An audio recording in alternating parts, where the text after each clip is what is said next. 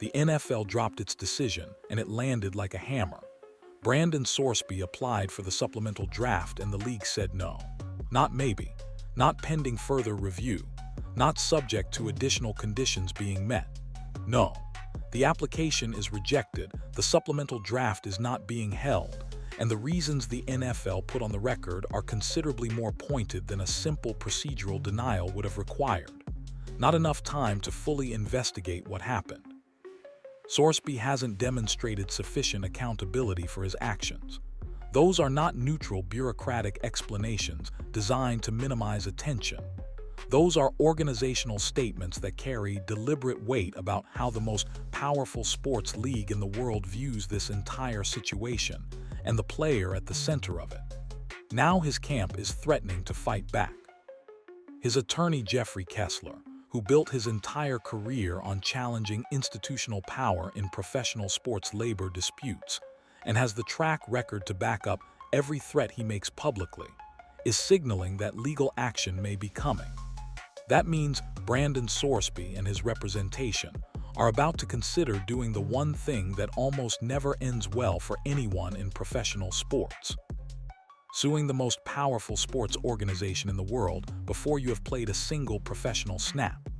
Whatever the merits of the legal argument turn out to be, whatever the CBA actually says about supplemental draft eligibility when you strip away the league's characterizations and read the language directly, the moment this becomes a courtroom battle is the moment the entire story changes, and not in a direction that helps Sorsby reach the professional career he is trying to build. The stated reasons for the NFL's rejection deserve a careful and specific examination because they reveal something about how the league is approaching this situation that goes considerably beyond the standard supplemental draft procedural framework. Two distinct justifications were put on record when the decision came down. First, insufficient time to fully investigate the circumstances surrounding the gambling violations that led to Sorsby's loss of college eligibility at Texas Tech. Second, Sorsby has not demonstrated adequate accountability for his conduct throughout this process. Each of those justifications carries different implications and creates different legal exposure for the league depending on how this develops. The investigation timeline argument is procedurally manageable from the NFL's perspective. They can point to the complexity of the circumstances, the involvement of the NCAA investigation, the need to conduct independent league-level due diligence, and the compressed calendar between when Sorsby's application arrived and when a supplemental draft would need to be held. That reasoning is not bulletproof, but it is coherent enough to require a real challenge to dismantle. The accountability framing is considerably more loaded and considerably more legally vulnerable, because the CBA, as multiple credible analysts including Mary Kay have correctly pointed out, does not actually contain language about accountability requirements or purity tests as conditions for supplemental draft eligibility. The governing documents framework is specific and relatively clear. If a player was eligible for the April draft and then became ineligible for college football after that draft concluded, they qualify to apply for the supplemental draft. That is the structure the CBA establishes. It does not include provisions about whether the league commissioner's office is personally satisfied with how contrite a player appears in public statements. It does not include language about whether an investigation feels sufficiently complete to league executives before they are obligated to proceed. The accountability language the NFL cited exists as a consideration the commissioner can weigh.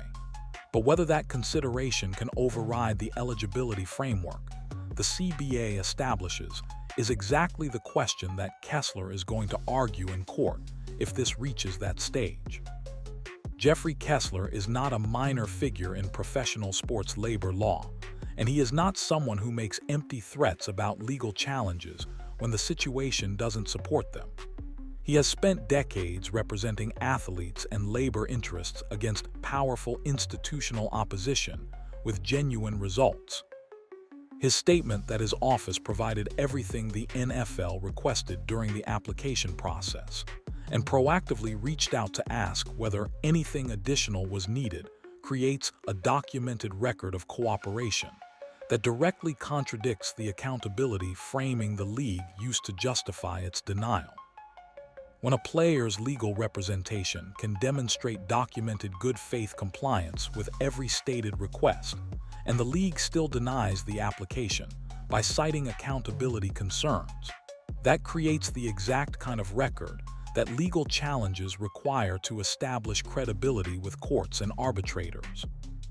The problem for Sorsby is that being legally correct and being strategically wise are two fundamentally different things in this specific context, and the distance between those two positions is considerable when the entity on the other side of the dispute is the organization that controls access to the only professional football league in the country. The NFL can operate in ways that create significant practical obstacles for players even when a court eventually rules against the league's stated position. Legal resolution through courts and arbitration takes time measured in months and sometimes years.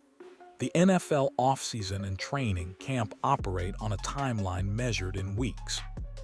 By the time any judicial or arbitration process forces the league's hand on this issue, the most practically useful window for Sorsby's professional development may have already closed regardless of what the ruling eventually says on the merits. The Josh Gordon comparison deserves considerably more serious discussion than it has generated in most of the coverage surrounding this story, because it creates a genuine precedent problem for the NFL's stated justification that goes beyond simply being an interesting historical footnote. Gordon was removed from college football at Baylor for multiple positive marijuana tests during a period when the NFL was actively and aggressively penalizing its own players for marijuana use, including suspending players for multiple games, and in some cases entire seasons for the same category of violation.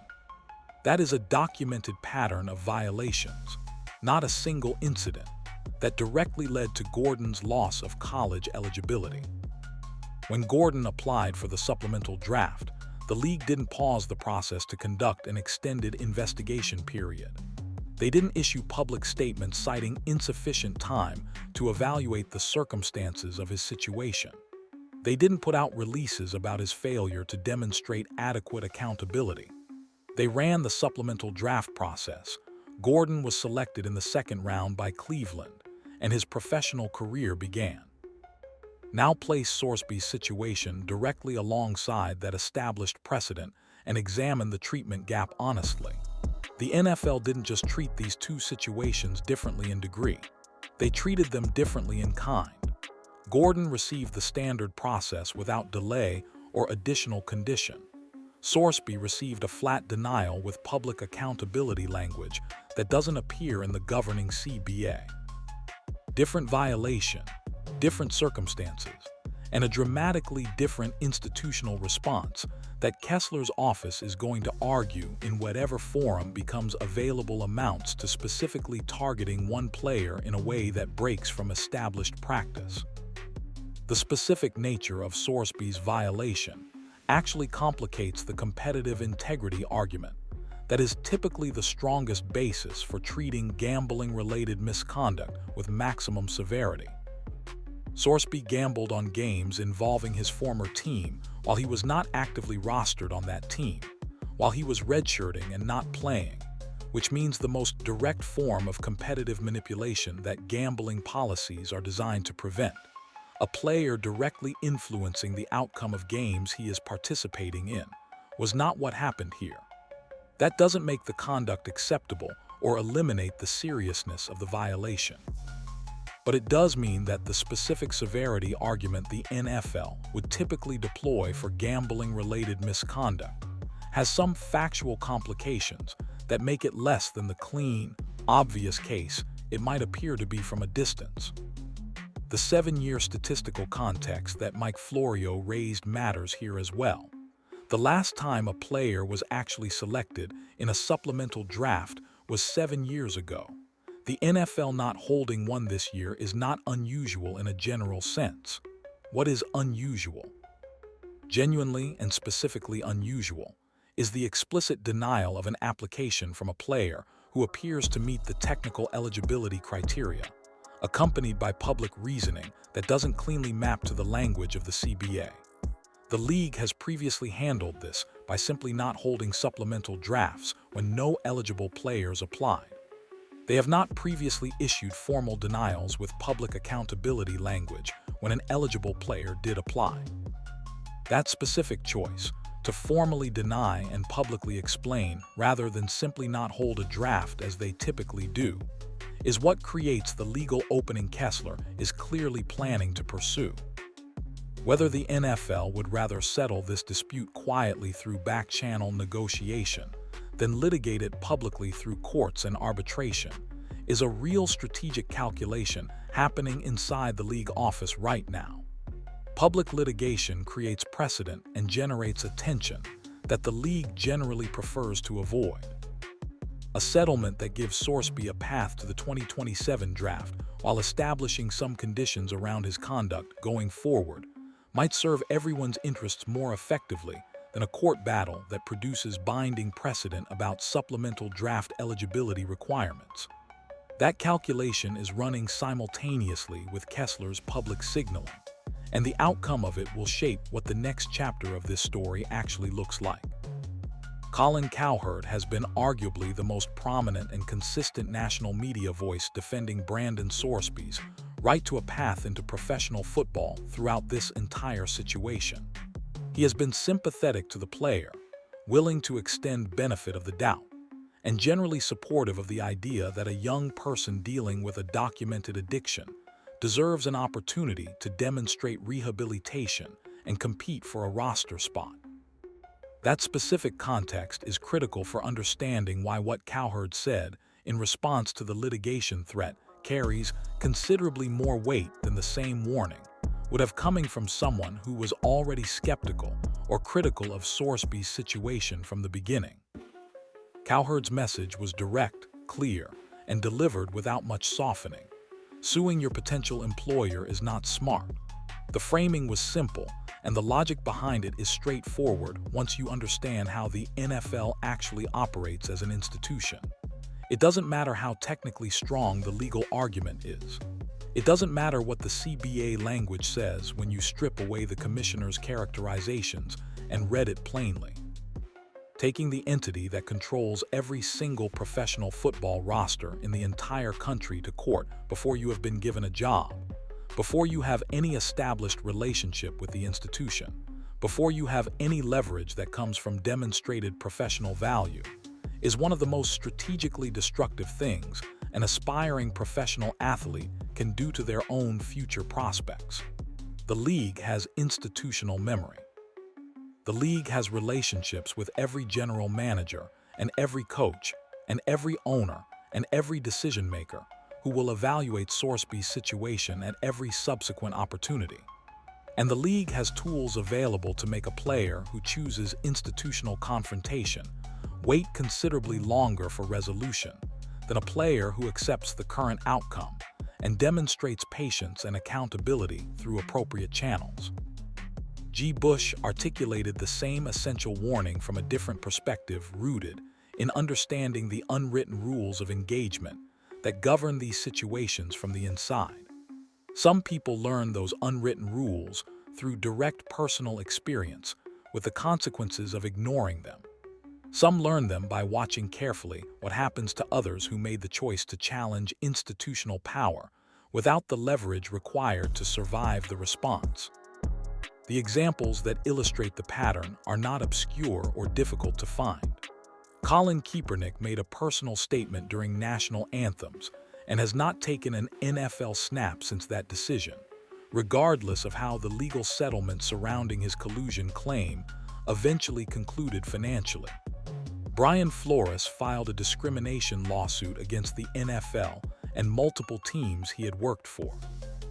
The subsequent head coaching opportunities did not materialize in the way his track record as a defensive mind might otherwise have produced. The pattern is consistent enough and has repeated across enough different situations and enough different individuals that anyone observing it carefully from the outside understands what it means for anyone who engages it without sufficient leverage. Fighting the NFL in court as an entry strategy, trying to force your way into a relationship with an institution that has made clear through its decision that it has reservations about that relationship, requires a specific kind of leverage that Sorsby simply does not possess at this stage of his professional journey. Established stars with massive fan bases, active multi-year contracts, and demonstrated records of generating significant revenue for teams, and the league have occasionally been able to generate enough public pressure and enough business complexity to force the league into uncomfortable negotiated positions. That leverage exists because the cost of the conflict is real and bilateral. A quarterback who has never played a professional snap and is seeking entry into the league through a process the league controls entirely is not operating from anything resembling that kind of leverage position. The cost of conflict is almost entirely borne by Sorsby, and almost not at all by the institution he is challenging. The most rational path forward, as genuinely painful as it is to accept for a young player whose development timeline is real and whose prime years are not infinite, is to take the loss on this particular battle. Demonstrate the accountability the league cited as missing through sustained action over time rather than through legal argument. Pursue the 2027 draft as the realistic and viable professional entry point. Work with the NFLPA through appropriate established channels on any grievances about the process, rather than through public litigation that creates confrontational dynamics. Arrive at the 2027 draft process in a position where the dominant story is about football ability and rehabilitation demonstrated over time, rather than about ongoing institutional conflict with the league office. That path requires accepting delay that hurts. But it is the path most likely to actually result in a sustainable professional career, rather than an extended legal fight that potentially keeps him outside the league indefinitely, regardless of what the courts eventually determine about the merits of the CBA arguments. The three realistic paths available to Sorsby at this specific moment each carry their own distinct profile of risk, timeline, and probability of producing the professional career he is working toward. None of them are without genuine cost. The question is which cost is most manageable given the position he currently occupies. The litigation path has the surface appeal of being principled and legally justified based on the arguments Kessler has outlined publicly. If the CBA says what Kessler's reading suggests it says, then the NFL may have acted outside its authority in denying the application the way it did. Courts and arbitrators have ruled against the NFL before on labor and employment matters when the league overreached relative to the CBA framework. That precedent exists, and it is real. But the litigation path creates organizational toxicity around Sorsby that could follow him for years across every team and every decision-maker he encounters, regardless of how the legal argument eventually resolves. Courts move on timelines that don't align with NFL roster decisions. Teams make evaluations continuously, and they evaluate institutional relationships as part of those assessments. A player actively in litigation against the league is a complicated acquisition for a general manager to justify internally regardless of the player's football ability. The free agency path is theoretically available in the sense that no rule prevents a team from signing Sorsby as an undrafted free agent. But the practical landscape for that option is considerably more complicated than the theoretical availability suggests. Any team that signs Sorsby before the league's conduct policy review is formally concluded, and before any disciplinary determination has been issued, is assuming organizational risk that extends beyond the player himself. They are potentially acquiring a player whose eligibility to practice and play could be affected by a subsequent league determination.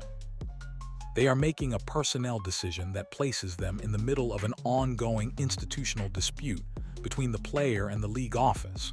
Most general managers, whose job security depends on the quality of their roster decisions and their relationships with league leadership, are going to be reluctant to absorb that specific combination of risks when the upside, a developmental quarterback whose professional ability is unproven, doesn't clearly justify it. The 2027 draft path is the one that the most credible and most experienced voices in this conversation are pointing toward as the most viable exit from the current situation. Sit out this season. Use the time to demonstrate through concrete action the accountability the league said was missing, rather than arguing about whether the accountability standard was legitimate in the first place. Let the legal noise settle into the background. Maintain a relationship with the NFLPA as an advocate without making the litigation the central defining story of this period. Arrive at the 2027 draft cycle in a position where teams evaluating him are focused primarily on what he can do on a football field rather than on what his relationship with the league office looks like. That path costs a year of development time. It costs the momentum that might have come from a successful supplemental draft process. But it preserves the institutional relationship with the NFL in a way that gives him an actual realistic chance to build a professional career, rather than winning a legal argument while potentially losing the ability to play the sport. While the Sorsby situation was consuming one track of the Cleveland Browns' offseason coverage, something equally significant and considerably more directly relevant to the actual 2026 season was developing on a completely different front involving the Browns' quarterback competition.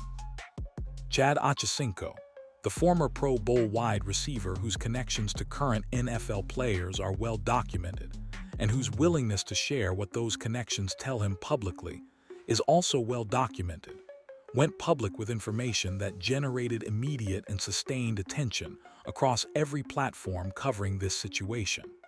According to Ochocinco, Deshaun Watson is going to be the Browns' starting quarterback when the season opens. Watson gets approximately 6 weeks to demonstrate that the decision is correct. If the results during that window don't justify continuing with him as the starter, the situation changes and Shedeur Sanders becomes the answer. But Watson is the guy to begin the season. The specific and operational nature of that information is the first thing worth examining carefully. Watson getting a 6-week evaluation window, the decision to start him despite everything the spring program produced in terms of competitive evaluation, the expectation that a change would come at a defined point if results didn't support the original decision. None of that is the kind of general directional information that circulates through normal public channels. Todd Monken has not said anything approaching that level of operational specificity in any press conference. The Browns organization has maintained deliberate public ambiguity about the quarterback situation throughout the offseason program. That level of internal detail comes from somewhere inside the building, from someone with enough proximity to how the coaching staff is actually thinking about this decision to have that specific picture of the plan. Mary Kay, in her analysis of the Ochocinco report, raised the question that the sourcing makes inevitable. Is this information coming from a player? She framed it as a possibility worth taking seriously rather than a certainty. From a pure information standpoint, the source of the report matters less than what the report actually says about the organizational direction. Watson getting a defined window is news regardless of who confirmed it to Ochocinco. But from inside a competitive quarterback situation, the source of that information carries implications that go considerably beyond who got a scoop and who didn't. If this is coming from a player, and the circumstantial evidence that multiple people who cover this situation closely are following points persistently toward that conclusion, then the source isn't just a piece of insider information background detail. The source is a participant in the competition itself, and a participant in a competition who is actively sharing information with people outside the building that characterizes how that competition is trending, creates a fundamentally different dynamic than the neutral, standard-issue quarterback competition the public-facing organizational messaging has been describing. the name that keeps surfacing when credible observers try to trace where the inside information flowing out of Cleveland's quarterback room is actually originating, is Jeudy. The case for this conclusion isn't built on the kind of vague circumstantial speculation that generates engagement without actual analytical substance. It's built on a specific and trackable information chain that, when you follow it carefully rather than accepting the surface-level public framing, keeps pointing back to one specific connection inside that building.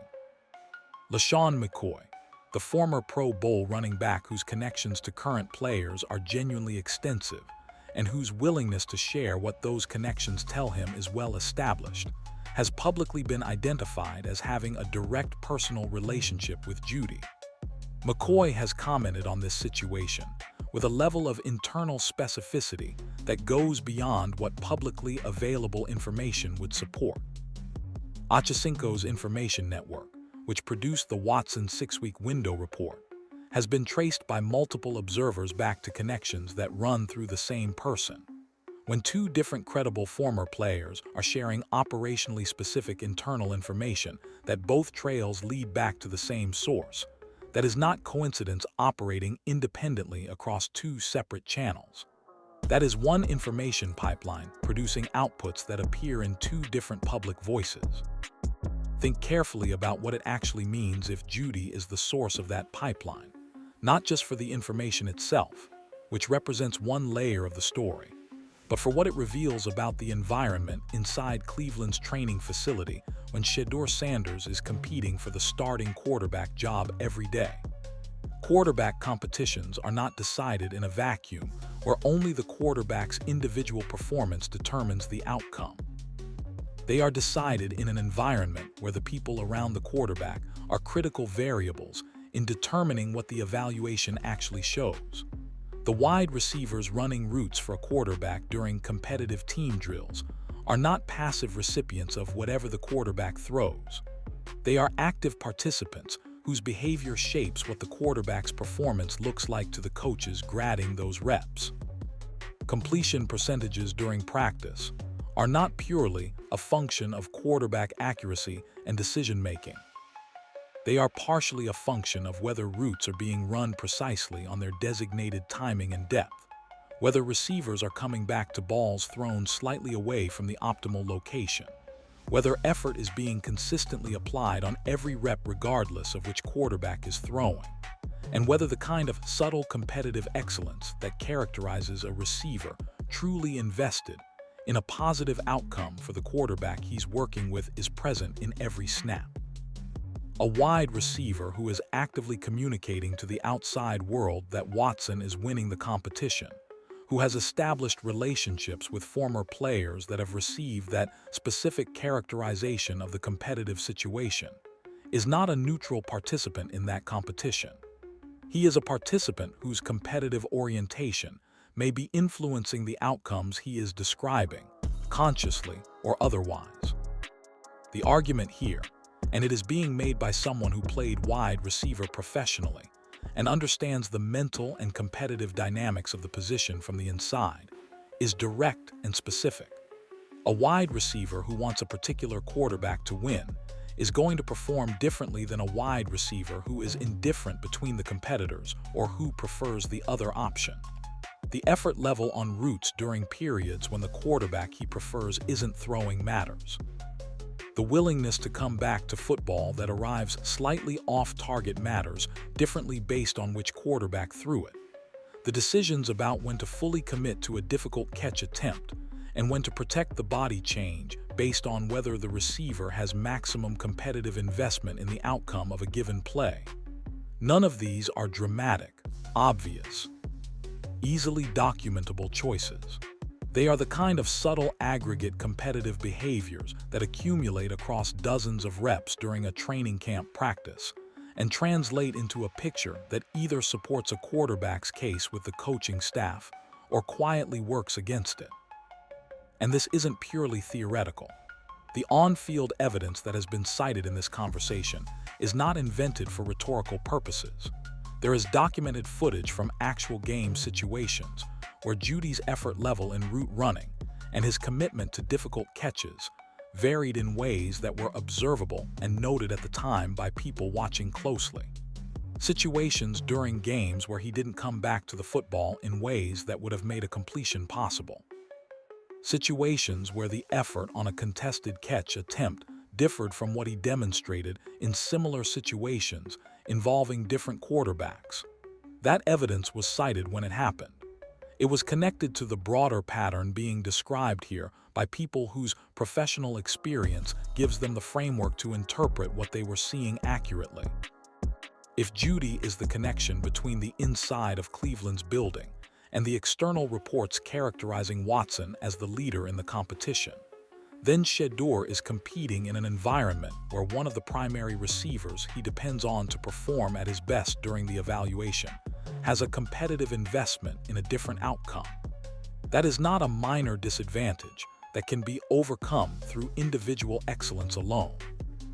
That is a structural problem with the evaluation environment itself, one that won't appear in any official practice report and won't be acknowledged by any coaching staff press conference, but that directly affects what the competition's results actually show relative to the true talent differential between the two quarterbacks. The Sorsby situation and the Jeudy story are operating on different tracks, but they are converging on the same essential theme when you step back and look at the complete picture. The complications surrounding Shedeur Sanders' path in Cleveland are not primarily or even substantially about his arm talent, his processing speed under pressure, his ability to absorb and execute an NFL offensive system, or any of the football-specific dimensions that are typically the primary drivers of quarterback competition outcomes.